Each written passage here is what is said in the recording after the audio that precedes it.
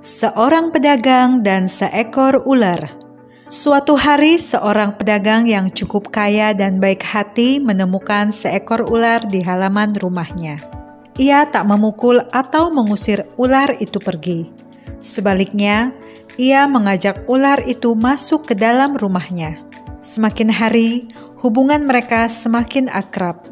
Apalagi ular itu sangat pandai bicara dan selalu memuji sang pedagang. Sehingga sang pedagang menyukai ular itu dan kerap bercerita kepada para tetangga mengenai kehebatan sang ular.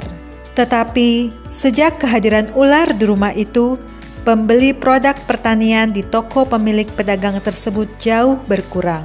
Pedagang itu semakin khawatir dan bingung ketika tak satupun pembeli datang ke tokonya. "Ada apa gerangan?" gumam pedagang itu bertanya-tanya. Pada suatu hari, ia memanggil seseorang yang melewati rumahnya. Ia mempersilahkan orang itu masuk ke rumah. Tetapi tawaran itu langsung ditolak. Tak tahan didera rasa penasaran, pedagang itu langsung bertanya, "Teman, apa sebenarnya yang terjadi? Mengapa hampir semua orang di desa ini menjauhi saya? Dapatkah kau beritahukan kesalahan apa yang telah saya perbuat?" "Tidak, kamu tidak berbuat kesalahan," jawab orang itu. Lalu ia melanjutkan, "Kami senang berteman denganmu, saling mengunjungi dan membantumu. Tetapi kalau kami ingat di rumahmu ada ular berbisa, maka kami menjadi ngeri dan takut kemari. Saya sendiri khawatir. Di tengah perbincangan ini, tiba-tiba ular datang dan memangsa saya," jelas tetangga pedagang itu. Pesan dari cerita di atas. Manusia ditakdirkan menjadi makhluk sosial yang membutuhkan orang lain. Dari kisah di atas, kita diminta berhati-hati dalam memilih teman. Karena memilih teman sama seperti memilih masa depan.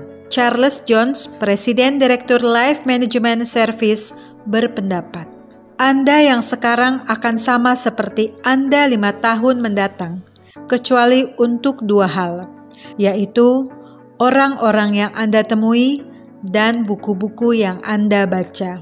Bila kita menginginkan masa depan cerah, sikap menarik, berwawasan ilmu pengetahuan yang luas, maka kita harus berteman dengan orang-orang yang memiliki kualitas tersebut lebih baik dari yang kita miliki. Sebaliknya, kita akan sulit berkembang jika bergaul dengan orang-orang yang berkarakter buruk.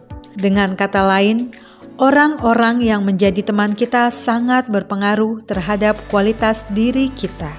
Misalnya saja, kita berteman dengan orang-orang yang berkualitas di bawah kita, kemungkinan besar kita akan merasa paling pintar, paling hebat, dan paling sukses. Kita akan tertipu dalam melihat diri kita sendiri. Akibatnya, kita akan salah dalam melangkah.